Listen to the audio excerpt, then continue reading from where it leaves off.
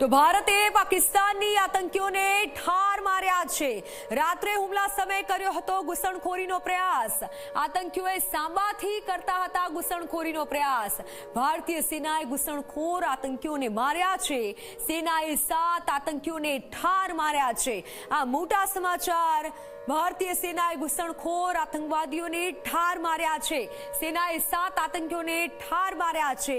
ગઈકાલ રાતે ઘૂસણખોરીનો પ્રયાસ કર્યો હતો પાકિસ્તાની આતંકીઓને હાલ મારવામાં આવ્યા છે। રાત્રે હુમલા સમયે ઘૂસણખોરીનો પ્રયાસ કર્યો હતો અને ભારતે પાકિસ્તાની આતંકીઓને ઠાર માર્યા છે।